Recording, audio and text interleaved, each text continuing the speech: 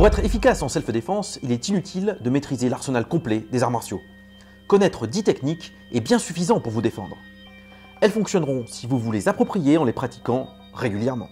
Cette sélection des 10 techniques avec le meilleur rapport efficacité-complexité vous permettra des réactions percutantes en cas d'agression.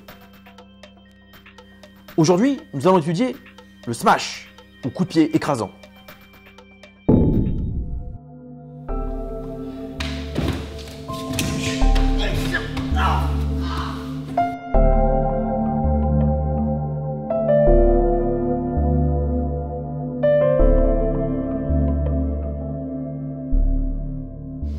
Le coup de pied écrasant est une frappe très utilisée en penchak parce qu'elle va permettre de supprimer les appuis. Et comme on le sait, les cibles principales qu'on peut utiliser sont la respiration, la vision et les appuis. L'intérêt de favoriser des frappes aux appuis, c'est qu'elles permettent, avant que l'adversaire rentre dans notre zone de frappe à portée de main, de le stopper et de l'amener rapidement au sol pour pouvoir éventuellement le finir ou se déplacer pour partir. Arrête, c'est bon, c'est bon.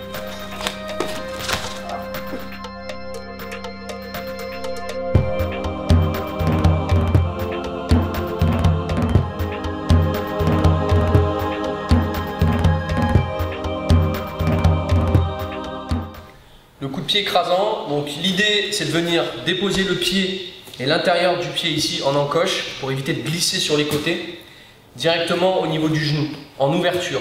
Sachant que mon objectif va être de venir ouvrir la jambe sur le côté dans ce sens-là, d'accord, en impactant bien, ce qui va donner ce genre de frappe.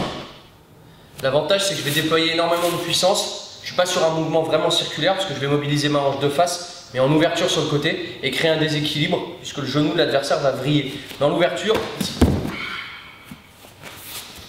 Elle a plusieurs intérêts, venir arrêter quelqu'un dans un déplacement. Donc je vais venir le stopper ici directement, elle peut être sèche, ou directement ouvrir le combat et démarrer sur une frappe qui va supprimer les appuis de l'adversaire avant de commencer à travailler en haut. Je vais être en train de parler avec lui, je vais ouvrir pour pouvoir travailler en haut.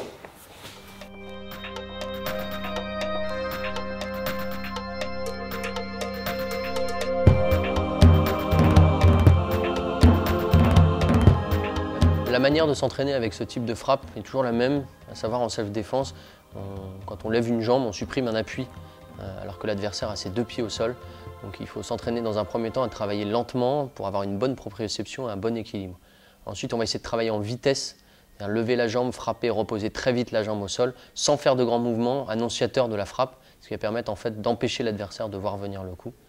Et enfin, le travail en soi de puissance va être fait à l'entraînement. On peut le faire avec un protège tibia qu'on mettrait sur la cuisse ou avec un PAO. En revanche, ce qui est très important, c'est de faire attention. À l'entraînement, on frappe dans la cuisse. Dans la rue, on travaille au genou. La frappe étant ouverte, la plupart du temps, on va se retrouver avec des ruptures des ligaments. C'est pour ça qu'on va vraiment travailler à l'entraînement à la cuisse pour ne pas blesser son partenaire.